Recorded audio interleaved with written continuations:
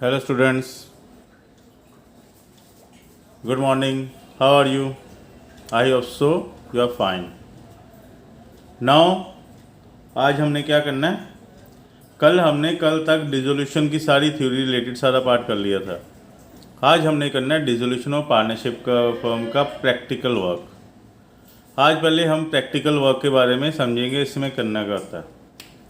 सबसे पहले ये मैंने कल भी बताया था कि जब कोई फर्म डिसॉल्व होने लगती है उसमें कोर्ट की तरफ से एक स्पेशल ऑफिशियल असाइनी अपॉइंट किया जाता है कंपनी के अपने खर्चे पर। कंपनी की सैलरी जो लिक्विडेशन के एक्सपेंसेस होंगे वो कंपनी के फर्म से ही बॉडरेशन वहीं से लायबिलिटी पे की जाएगी। यानी कि कहने का मतलब है कि जो ऑफिशियल असाइनी चाहे काम करे, फर्म को डिसॉल्व करे, चाहे कोई पार्टनर खुद करे, उसके सारे expense will be paid by the firm. बाद में जो मैटर करता है कि उसकी पेमेंट किसने की वो बाद में करेंगे। सबसे पहले जो ऑफिशियल असाइनी या लिक्विडेटर या कोई पार्टनर फर्म को डिसॉल्व करने लगा है उसने स्टेप बाय स्टेप प्रोसीजर लगाने हैं। उसके रिगार्डिंग सबसे पहला हमने जो डिसोल्यूशन ऑफ पार्टनरशिप की करनी है हमने, उसमें सबसे पहला स्टेप क्या होता है देखो। इसमें सबसे पहले हमने क्या करना है, अकाउंटिंग ट्रीटमेंट को प्रॉपर डिटेल्स में समझते हैं। अकाउंटिंग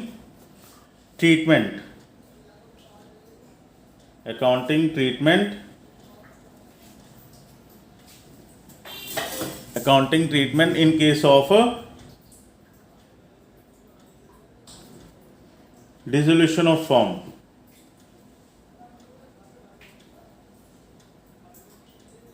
डिसोल्यूशन ऑफ फर्म को डिसॉल्व करने के लिए प्रॉपर अकाउंटिंग ट्रीटमेंट क्या है, प्रॉपर मेथोडोलॉजी क्या है, मेथड्स क्या है, क्या हमने प्रॉपर सीक्वेंस में कैसे काम करना है, अकाउंटिंग प्रोसीजर क्या है। अब इसके अकाउंटिंग ट्रीटमेंट में सबसे पहले मैंने कल भी बताया था कि इसमें हमने सबसे पहले अकाउंट कौन सा तैयार होता है, एसेट्स को, क्योंकि हमने क्या होता है इसमें एसेट्स को सारे सोल्ड ऑफ कर देना है और जो पेमेंट रियलाइज होगी उसको paid off to the creditors, यानी कि लायबिलिटीज हमने सारी पेड कर देनी है।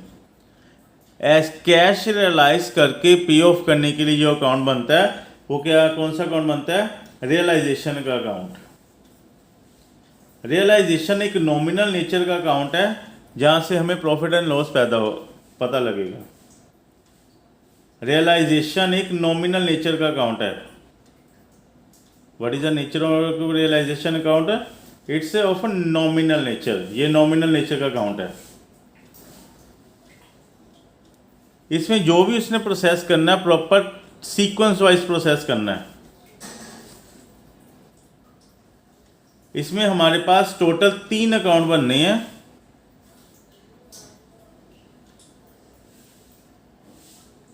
हमारे पास टोटल 3 तरह के अकाउंट बनेंगे। इसमें बैलेंस शीट नहीं बनती। बैलेंस शीट क्यों नहीं बनती? क्योंकि इसमें बैलेंस शीट क्यों नहीं बनती? बैलेंस शीट ना बनने का कारण क्योंकि फर्म तो खत्म हो चुकी है, फर्म डिसॉल्व हो चुकी है। फर्म डिसॉल्व हो चुकी है तो बैलेंस शीट आगे बैलेंसेस क्या करेंगे?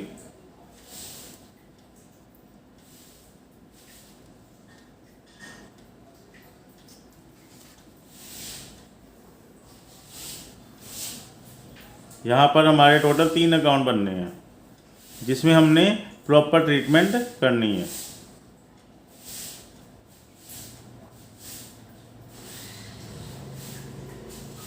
रियलाइजेशन अकाउंट बनेगा, पार्टनर्स का कैपिटल अकाउंट बनेगा और एक बैंक अकाउंट बनेगा। इसमें स्टेप बाय स्टेप प्रोसीजर करना क्या होता है, हमें पेपर में क्या दिया होगा, हमें क्वेश्चन पेपर में हमें दिया होगा एक बैलेंस शीट दी होगी और इससे रिलेटेड कुछ एडजस्टमेंट गिवन होंगी। हमने स्टेप बाय स्टेप प्रोसीजर क्या करना है। फर्स्ट वन हमारा पहला स्टेप है, क्या स्टेप है, empty the balance sheet.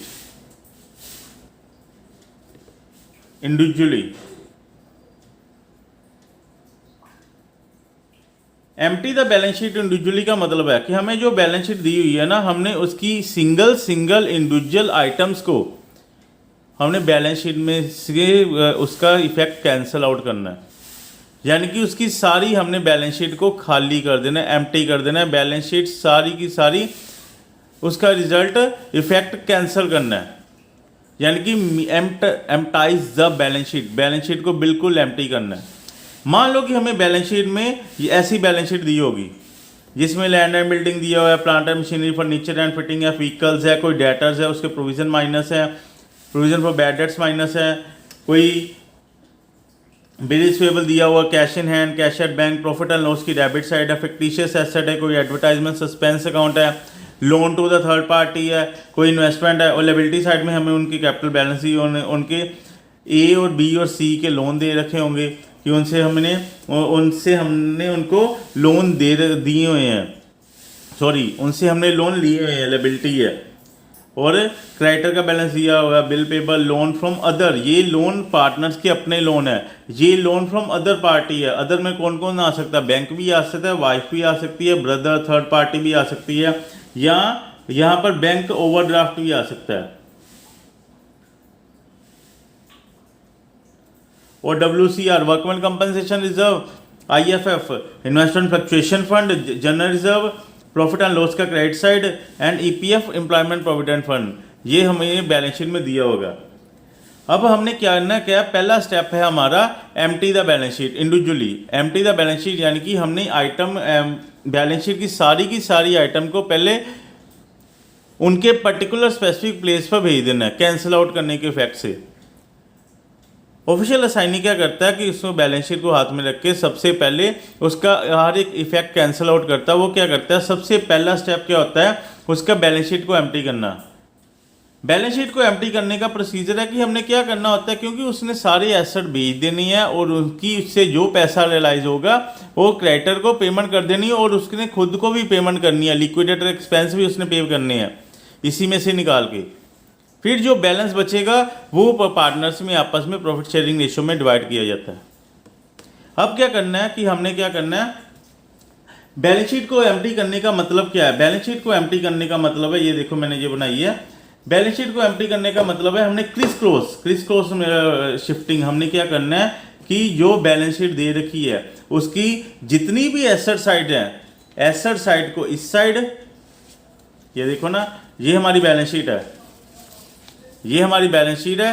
Assets को ट्रांसफर करने के लिए अगर सपोज करो मैंने +1 में रेक्टिफिकेशन ऑफ एरर 1 भी करवाया था कि अगर लैंड एंड बिल्डिंग को बैलेंस को ख़त्म करना है या इफेक्ट उसको कम करना है, उसके हेड को कैंसिल कर दो, यानी कि हेड को इसको रिवर्स बैक कर दो। यानी कि अगर हमारे पास एसेट्स का इफेक्ट कैंसिल करना है तो उसको क्रेडिट में ले जाओ। यानी कि कहने का मतलब उसी नॉर्म्स के अकॉर्डिंग हमने क्या करना है, इसी को सारे के एसेट्स और सारी लायबिलिटी को रियलाइजेशन अकाउंट में ट्रांसफ़र कर देना है। एम्प्टी का मतलब हमने सारे एसेट्स और लायबिलिटीज़ को रियलाइजेशन अकाउंट में ट्रांसफ़र कर देना है। ट्रांसफ़र कैसे करना है, जितनी भी एसेट साइड है, एसेट साइड की सारी इंडिविजुअल आइटम्स, हमने सारी की सारी इंडिविजुअल आइटम बैलेंस शीट में खाली करने वक्त हमने रियलाइजेशन अकाउंट में ट्रांसफ़र कर देनी है। ये रियलाइजेशन अकाउंट का परफॉर्म है, जिसमें रियलाइजेशन अकाउंट एक रिवैल्यूएशन अकाउंट की तरह ही एज इट इज़ एक लेजर अकाउंट ही बनता है, एक नॉमिनल नेचर अकाउंट है, क्योंकि इसमें से हमें प्रॉफिट एंड लॉस क्रिएट होगा। ठीक है, अब हमने क्या करना है, सबसे पहले इंडिविजुअली सिंगल आइटम को उठाना है और यहाँ पर ट्रांसफ़र कर देना है। जितनी भी एसेट्स हैं, ये जो एसेट्स हैं ये हमारी डेबिट साइड में शिफ्ट हो जाएंगे और जितनी लायबिलिटी है वो क्रेडिट साइड में शिफ्ट हो जाएगी। यानी कि क्रिस क्रॉस सेटिंग्स, ये आइटम इस साइड आएगी, ये आइटम इस साइड आ जाएगी।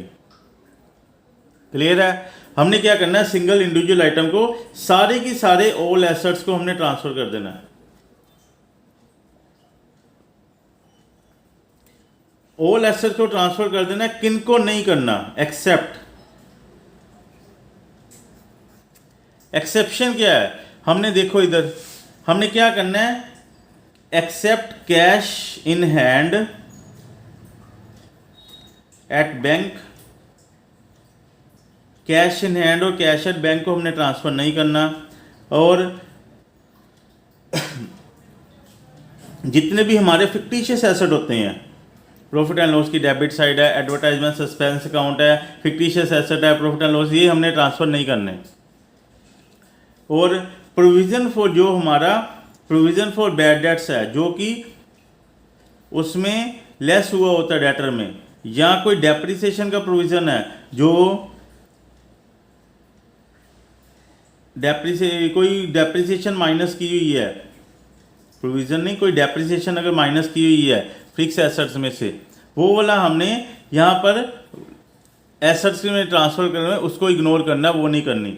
उनकी भी शिफ्टिंग कहीं ना कहीं होगी, क्योंकि मैंने बताया कि हमने सारी की सारी बैलेंस शीट को खाली करना है, एम्प्टी करना है, यानी कि हर एक आइटम को हम शिफ्टिंग करेंगे। पहले ध्यान से देखो, हमने सारे एसेट को हमने शिफ्ट कर दिया except cash in hand, cash at bank, fictitious asset और provision for bad debts and और डेप्रिसिएशन हमने ट्रांसफर नहीं करनी।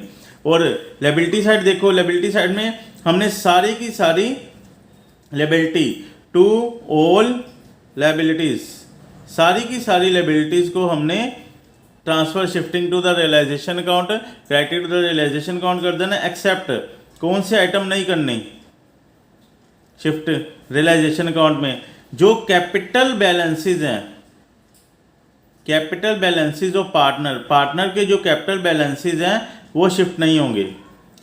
उनके जो लोन है, किसके लोन फ्रॉम पार्टनर्स, पार्टनर्स के अपने खुद के लोन यहाँ पर शिफ्ट नहीं होंगे, ठीक है, पार्टनर्स के खुद के लोन यहाँ पर शिफ्ट नहीं होंगे। और WCR है, कोई भी रिजर्व फंड है, कोई इन्वेस्टमेंट फ्लक्चुएशन फंड है, कोई जनरल रिजर्व है, ये यहाँ पर शिफ्ट नहीं होंगे। प्रॉफिट एंड लॉस की क्रेडिट बैलेंस है, यहाँ पर शिफ्ट नहीं होगा। मैंने EPF की बात नहीं कही, EPF और वर्कमैन कंपनसेशन, WCR क्या है, workman compensation reserve, IFF investment fluctuation fund है, जनरल रिजर्व है, प्रॉफिट एंड लॉस की क्रेडिट साइड में मैंने EPF की बात नहीं की।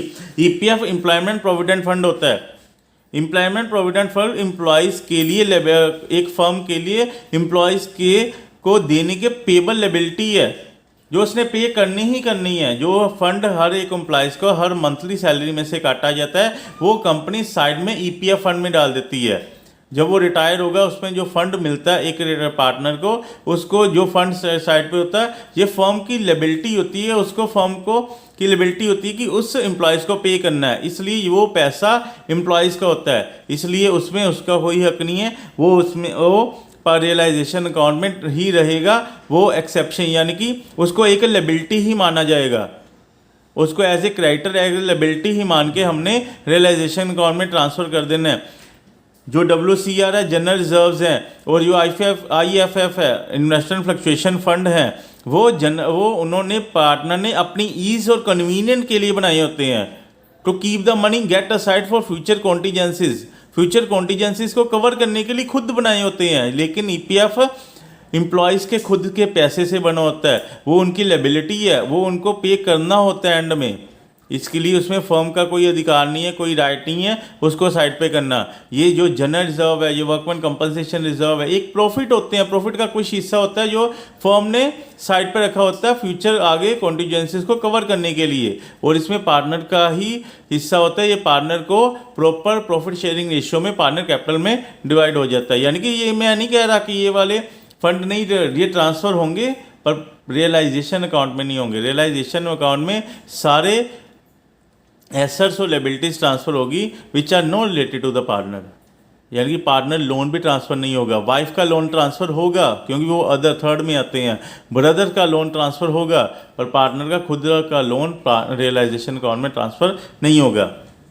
फिर क्वेश्चन पैदा होता है कि वो वाले बैलेंस जाएंगे कहाँ जाएंगे। देखो हम लाइन मैच करते हैं। देखो सबसे पहले हमारे पास बैलेंसेज ऑफ कैपिटल बैलेंस दिए हुए हैं ABC, और यहाँ पर मैंने कहा कि कैपिटल बैलेंस कवर नहीं होने, यहाँ पर नहीं डालने, तो ये कहाँ जाएंगे। सबसे पहले ये जाएंगे हमारा पार्टनर कैपिटल अकाउंट के बाय बैलेंस ब्रोट डाउन।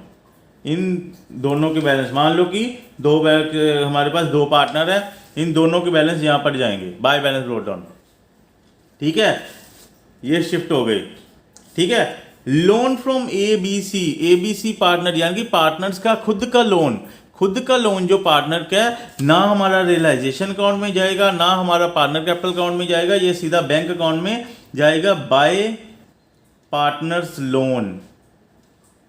क्योंकि अगर हमने बैंक को उनको लोन पे करना, पार्टनर्स को कैसे पे करेंगे, यही करेंगे ना, partners loan account partner loan account debit to bank, तो बैंक में कैसे पोस्टिंग होगी, बाय पार्टनर लोन अकाउंट। यानी कि पार्टनर लोन अकाउंट सेपरेटली अगर तैयार करना चाहते हो पार्टनर लोन अकाउंट भी ट्रांसफर कर सकते हैं, पर इतना टेंशन लेने से सीधा ही पार्टनर लोन को बैंक अकाउंट में बाय वाली साइड में, क्रेडिट साइड में डाल दो कि उसकी पेमेंट पार्टनर लोन की वहीं पर होगी, ऊपर नहीं डलेगा, ये शिफ्टिंग यहाँ पर होगी।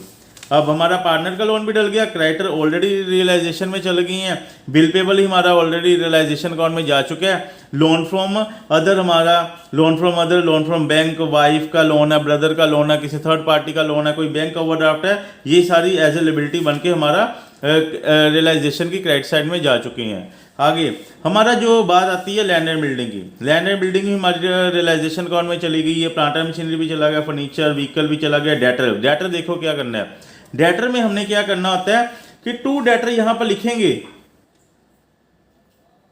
रियलाइजेशन अकाउंट की डेबिट साइड में टू डेटर लिखेंगे, पर इन ग्रोस वैल्यू। मान लो कि यहां पर है 10 लाख के डेटर हैं और 1 लाख का प्रोविजन है, और यहां पर 9 लाख लिखा हुआ है, हमने ग्रोस वैल्यू यानी कि 10 लाख हमारा यहां पर आ जाएगा, और उसका प्रोविजन उसकी क्रेडिट साइड में क्रिएट होगा to by provision for bad debts और डाउटफुल डेट्स। हमने by provision for doubtful debts 1 lakh रुपए इधर डाल देना है, यानी कि प्रोविजन को सेपरेट कर देना, और जो डेटर है वो हमारे ग्रोस फिगर से यहां पर आएंगे। क्लियर है? अब हमने क्या करना है, प्रोविजन भी हो गया, प्रोविजन की एंट्री भी डल गई, बीआर भी हमारा एसेट हमारा डेबिट साइड में वहां पर चला गया। कैश इन हैंड कहाँ जाएगा, कैश इन हैंड, क्योंकि मैंने लिखा था कैश इन हैंड और कैश एट बैंक यहाँ पर नहीं डालना। हमने क्या करना है, बैंक अकाउंट, अगर बैंक अकाउंट खोल लो या कैश अकाउंट खोल लो, हमने यहाँ पर टू बैलेंस ब्रोड डाउन यहाँ पर लिख देना बैंक अकाउंट। और कैश का बैलेंस कहाँ जाएगा, कैश का बैलेंस हम क्या मानेंगे कि हमने बैंक में सारा कैश जमा करा दिया, यानी कि यहाँ पर क्या आएगा, bank account debit to cash. हमने जो कैश का बैलेंस है यहाँ पर लिख देना कैश का बैलेंस, बैलेंस ऑफ कैश, यानी कि कहने का मतलब है बैलेंस ब्रोड डाउन जो लिखना है, कैश प्लस बैंक दोनों का इकट्ठा भी लिख सकते हैं ब्रोड डाउन, क्योंकि एक बैंक अकाउंट बनना है, इसमें बैलेंस शीट नहीं बननी, यही हमारा इसकी टोटलिंग मैच होनी चाहिए सम को करने के लिए। अब हमारा देखो कैश इन हैंड भी डल गया। अब प्रॉफिट एंड लॉस की डेबिट साइड और इधर loan to the third party भी चले जाएगा, ये भी हमारा एसेट, इन्वेस्टमेंट भी हमारी वहाँ पर चली जाएगी। मेन हमारा पोर्शन रह गया ये वाला, ईपीएफ भी हमारा लायबिलिटी के साइड में यहाँ पर ही आएगा। और हमेशा ये माइंड में रखना है, जो ईपीएफ होता है, एम्प्लॉयमेंट प्रोविडेंट फंड होता है, उसकी एडजस्टमेंट में हमेशा कभी भी उसकी एडजस्टमेंट के बारे में कुछ भी लिखा नहीं होता। हमें खुद नॉलेज होनी चाहिए कि जो ईपीएफ एम्प्लॉयमेंट प्रोविडेंट फंड है हमने डाल के उसकी पेमेंट करनी होती है। वो कैसे पेमेंट करनी बाद में बताता हूँ। हमारा पहला स्टेप चल रहा है empty the balance sheet, empties the balance sheet. अपनी पहले बैलेंस शीट को मैं एम्प्टी कर रहा हूँ। सबसे पहले हमने जो कर लिया, अब हमारे पास रह गया ये वाले पोर्शन रह गया। अब इनको कैसे ट्रांसफ़र करना है, जो अभी ट्रांसफ़र नहीं किए, हमने क्या करना है, इसको पार्टनर कैपिटल अकाउंट में जाके by workman compensation reserve, by investment fluctuation fund, by general reserve, by profit and loss की क्रेडिट साइड, ये इनको हमने प्रॉफिट शेयरिंग रेशियो में एज इट इज डिवाइड कर देना है पार्टनर में। और जो फिक्टिशियस एसेट होती हैं जो हमने इधर डाल देनी है, टू प्रॉफिट एंड लॉस है, टू कोई भी फिक्टिशियस एसेट है, वो हमने इधर डाल देनी है डेबिट साइड में। यानी कि हमारे इनकी भी ट्रीटमेंट हो गई। अब हमारा ध्यान से देखो, हमारी सारी की सारी बैलेंस शीट खाली हो चुकी है। बैलेंस शीट की हर एक आइटम, इंडिविजुअल आइटम को हमने कहीं ना कहीं ट्रांसफ़र कर दिया है। हमारा पहला स्टेप है जो एम्प्टी द बैलेंस शीट, ये हो चुका हुआ है। सेकंड स्टेप क्या होता है, हमने क्या करना है, sold off assets, sold off the assets and paid of liability और क्रेडिटर्स। एसेट्स को सोल्ड करना है और लिबिलिटीज को पेड करना हमारा सेकंड स्टेप है। सेकंड स्टेप में हमने क्या करना है, हमारी नीचे हमारे पार्टनरशिप में यहाँ पर एडजस्टमेंट दी होंगी 10-12, हर एक एसेट के बारे में प्रॉपर डिटेलिंग दी होगी। अगर नहीं दिया हो, यानी कि हमें ये दिया होगा कि लैंड एंड बिल्डिंग अगर यहाँ पर 10 लाख की है, नीचे उसके पैसे बेचने के बाद कितने मिले, ये हमें गिवन दिया होगा। अगर नहीं दिया होगा तो हमने एज इट इज डालनी है, एसेट को हमने रियलाइज करना ही करना है।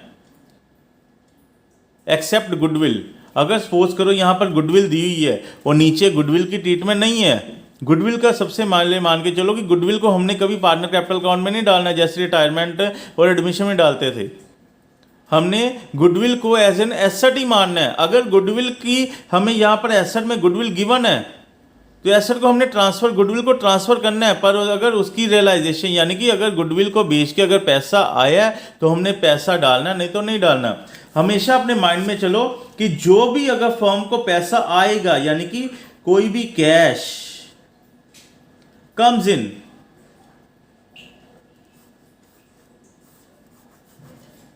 कोई भी पैसा आएगा फर्म को हो, हमने क्रेडिट साइड में डालना है। कैसे लिखेंगे, बाय बैंक अकाउंट।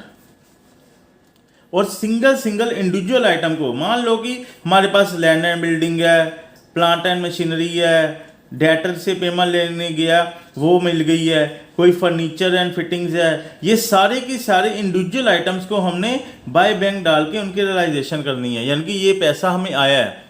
अगर हम लैंड एंड बिल्डिंग बेचते हैं तो क्या पैसा आएगा, bank account debit to land and building, हमने यहाँ पर एंट्री डाल देनी है और इसकी टोटलिंग ऐसे डल जाएगी। हमने इंडिविजुअल आइटम को अंदर लिख के उसकी टोटलिंग बाय बैंक में बाहर कर देनी है। ओके, अब हमने क्या करना है, हमने सारे के सारे एसेट को बेच दिया। सारे के सारे एसेट को बेचने के बाद हमने क्या करना है, क्रेडिटर को पेड ऑफ करना है। क्रेडिटर को पेड ऑफ करना है, लायबिलिटीज पेड ऑफ करनी। लायबिलिटीज पेड ऑफ करने के लिए हमने क्या करेंगे, क्या टू बैंक, इसमें सारी लायबिलिटी को हमने प्रॉपर पे ऑफ करना है। To creditors, to bill payable, to bank overdraft,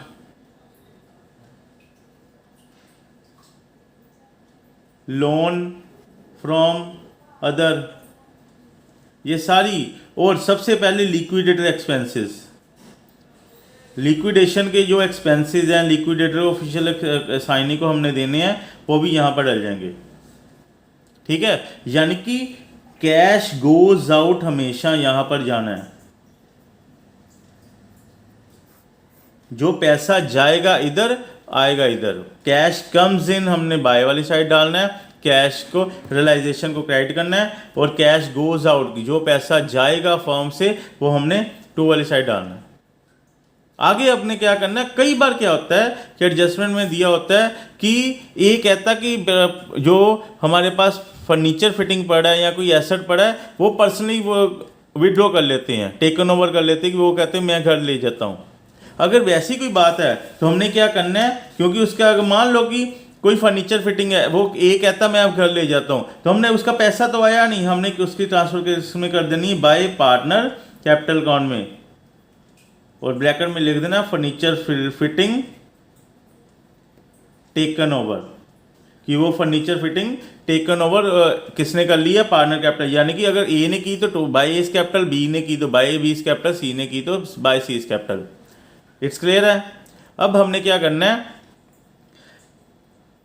अगर मान लो कि ए कहता कि अगर ए की वाइफ का लोन है, अगर ए की वाइफ का लोन है वो हमारा इस साइड में क्रेडिट और लायबिलिटी में पड़ा हुआ है। अगर ए की वाइफ का लोन है, ए कहता है कि मैं अपनी वाइफ का लोन अपने आप पे कर दूंगा, या किसी का क्रेडिटर को मैं खुद पे कर दूंगा, उसकी रिस्पॉन्सिबिलिटी मेरी है। इसके क्या करेंगे, वो हमने फर्म की तरफ से पैसा नहीं गया, ये किसकी तरफ से पैसा गया, पार्टनर कैपिटल, पार्टनर की खुद की तरफ से पैसा जाएगा पर्सनली, तो हमने उसके डाल देना उसके कैपिटल अकाउंट में, टू कैपिटल अकाउंट। इसमें क्या करेंगे, liabilities paid off by him या liability taken over by him, कि लायबिलिटी वो खुद पे करेगा।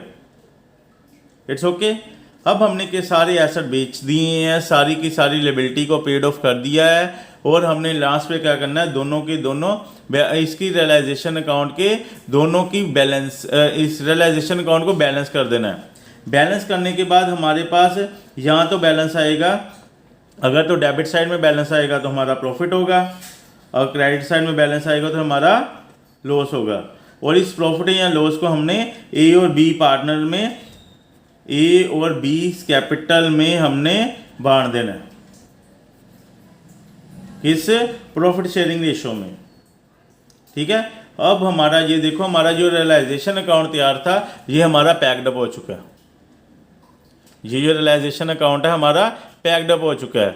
अब हमने क्या करना है, जो हमारे पास जो क्वेश्चन पेपर होगा, शीट होगी या सम होगा, उसका हमारा अब कोई काम नहीं है, क्योंकि हमने सारी की सारी बैलेंस शीट को एम्प्टी कर लिया। एक एक एडजस्टमेंट को पढ़ने के बाद हमने उसकी सारी की सारी ट्रीटमेंट कर दी है। अब हमारे क्वेश्चन पेपर की कोई ज़रूरत नहीं है, और हमारे पास अभी 2 अकाउंट मैच करने बाकी हैं। अब क्या करना है, हमने सबसे पहले पार्टनर के कैपिटल अकाउंट को मैच करना है। पार्टनर के कैपिटल अकाउंट को मैच करने से पहले हमने सारी एंट्रीज में डाल रखी हैं। अब हमने क्या करना है, रियलाइजेशन अकाउंट की दोनों साइड में चेक करना है, कहीं इनके कैपिटल के नाम इनकी डेबिट और क्रेडिट साइड में लिखे हुए, देखो ध्यान से लिखे हुए यहाँ पर होंगे।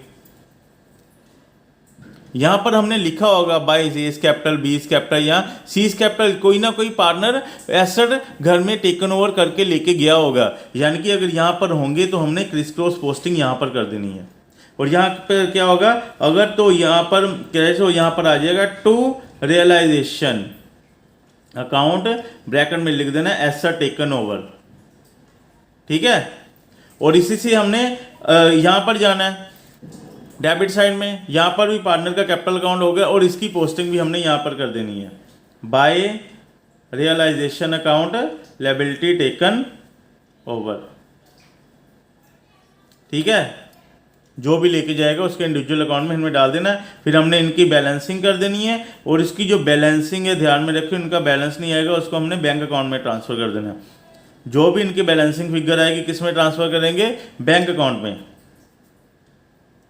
ठीक है, और इसकी ये भी हमारा पार्टनर कैपिटल अकाउंट भी पैक हो गया।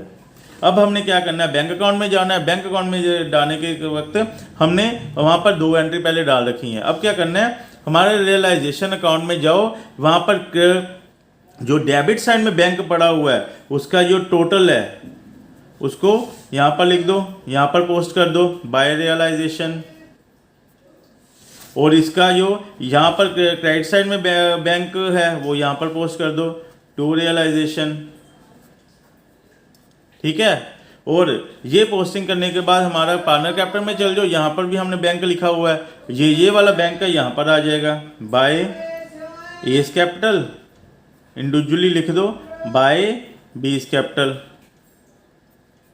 ठीक है, फिर हमने क्या करना है, फिर देखना कि मैंने तो पहले ये डाल दिया पार्टनर का लोन अकाउंट। अब देखना है कि बैंक अकाउंट बनाते वक्त कि अगर कोई पार्टनर का अपना खुद का पर्सनल लोन है वो भी हमने इस साइड शिफ्ट कर देना है।